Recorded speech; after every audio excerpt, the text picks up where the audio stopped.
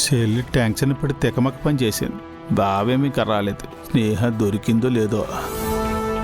ఈ అన్నా చెల్లెల మొహాల్లో టెన్షన్ చూసావా బ్రో? నాన్ స్టాప్గా ఇంగ్లీష్లో మాట్లాడే మీ అత్తయ్య కూడా సైలెంట్ అయిపోయింది. వీళ్ళని ఇంకా టెన్షన్ పెడితే బాగుంటుంది కదా బ్రో.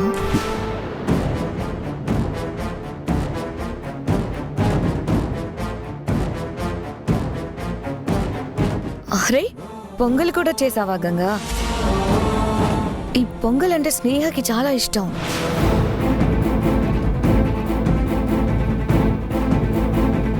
కదా అత్తయ్య గారు? చాలా ఇష్టం. అవును, టిఫిన్ చేయడానికి స్నేహ రాలేదేంటి?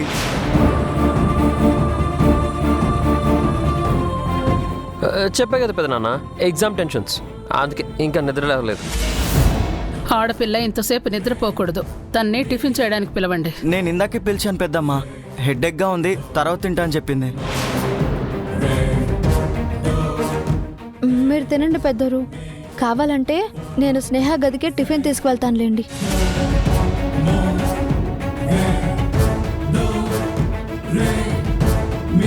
అందరూ కలిసి బాగా కవర్ చేశారు కదా.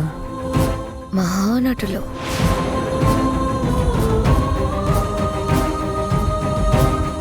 వంశీ, స్నేహ నైట్ అంతా చదువుకుంది అంటున్నావు, మరి టైంకి తినకపోతే హెడ్ఏక్ రాదా చెప్పు? తనని టిఫిన్ చేసి వెళ్ళి రెస్ట్ తీసుకోమని చెప్పు. అవును, అదే మంచిది. అయినా డైనింగ్ టేబుల్ దగ్గర వంశీ స్నేహ గొడవ పడకుండా అల్లరి చేయకుండా ఉంటే అస్సలు టిఫిన్ చేయబుద్ధి కాదు. కరెక్ట్గా చెప్పారు మావయ్య గారు. ఉండండి, స్నేహ నేను తీసుకొస్తాను. ఇష్క, నువ్వు ఎందుకులే, నేను పిలుస్తాను. పర్లేదు సూర్య, నువ్వు తిను, నేను వెళ్ళి తీసుకొస్తాను.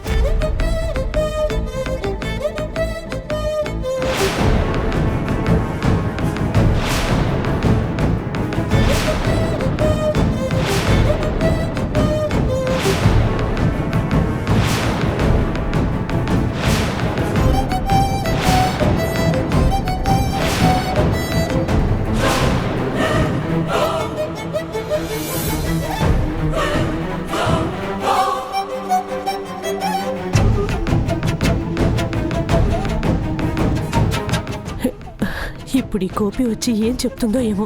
అమ్మో, కోంపలు అంటుకుపోయేలా ఉన్నాయి.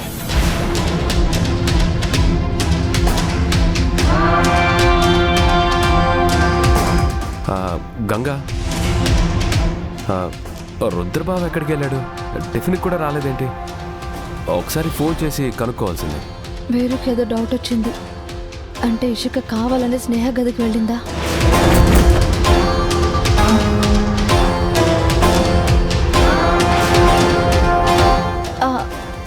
సార్ ఏదో ముఖ్యమైన పని మీద వెళ్ళారు. అచ్చా. అత్తయ్య గారు, అత్తయ్య గారు,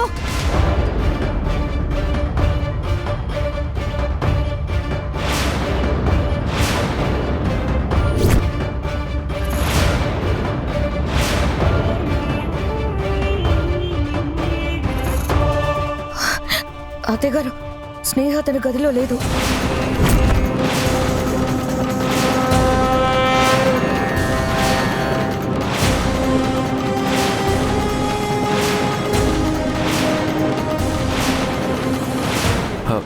గదిలో లేకపోవడం ఏంటి ఇష్క? ఒకసారి బయట ఎక్కడైనా చూడు. మొత్తం వెతకాను బ్రో.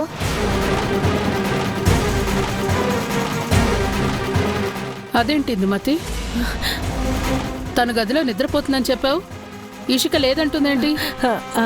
అంటే సిస్టర్, అది స్నేహ. ఏంటి ఇందుమతి, ఎందుకు టెన్షన్ పడుతున్నావు? స్నేహకి ఏమైంది చెప్పండి అత్తయ్య గారు. మాట్లాడరేంటి అత్తయ్య గారు?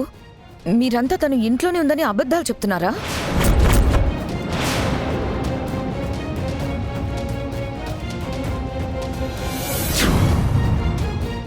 ఎవరు ఏం మాట్లాడరేంటి?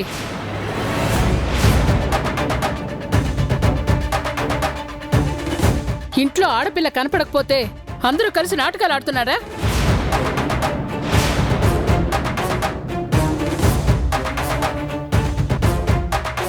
ఒకసారి ఇంటి ఆడపిల్ల ఇల్లు వదిలి వెళ్ళిపోయి అవమానాలు తెచ్చిపెట్టింది.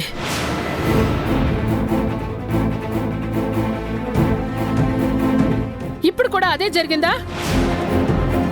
అందుకనే మీరెంత టెన్షన్ పడుతున్నారు?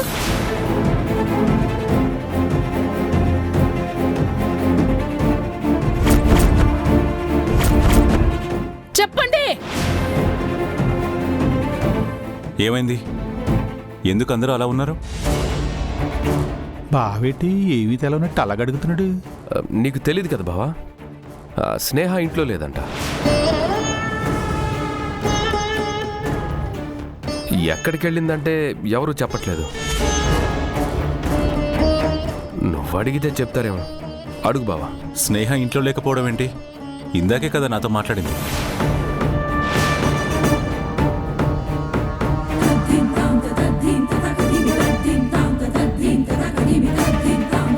హెడేక్గా ఉంది, టాబ్లెట్ తీసుకురా అంటే నేను బయటకు వెళ్ళిదిగో టాబ్లెట్స్ కూడా తీసుకొచ్చాను.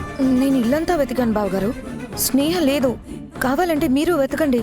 వెతకడం ఎందుకు? పిలిస్తే సరిపోతుంది కదా. స్నేహ,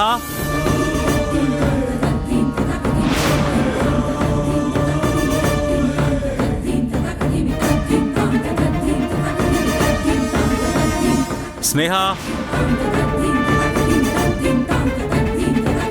ఉంటేగా రావడానికి. నేను చెప్పాను కదా బావగారు, తను లేదు. వస్తున్నానన్నయ్య, వస్తున్నానన్నయ్య.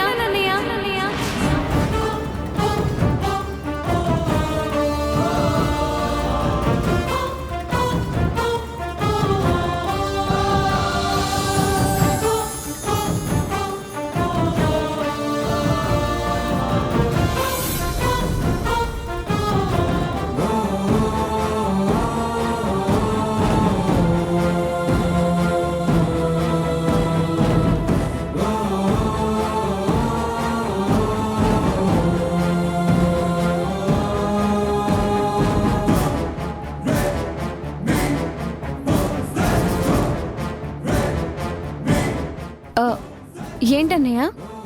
ఇషికాకి నువ్వు ఇంట్లో కనిపించలేదట. పాపం టెన్షన్ పడి ఇంట్లో వాళ్ళందరినీ కంగారు పెట్టేసింది. నేను స్నానానికి వెళ్ళాను వదినా. కానీ నేను నీ గదికొచ్చినప్పుడు ఇషిక, బుద్ధి లేదా? పూర్తిగా వెతక్కుండా తన ఇంట్లో లేదని చెప్తావా? ఎంత కంగారు పడ్డావు?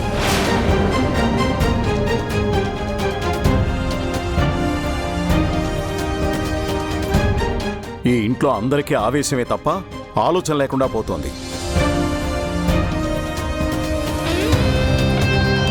రే, మీరైనా చెప్పాలి కదరా, ఎందుకు సైలెంట్గా ఉన్నారు?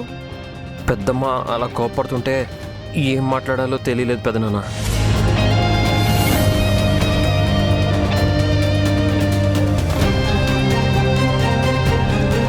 సర్లే, తినండి. స్నేహ, నీకు పొంగల్ ఇష్టం అని మీ వదిన చేసింది. దా కూర్చో. ఇదిగో స్నేహ, తినేసి టాబ్లెట్ వేసుకో. ఓకే అన్నయ్య.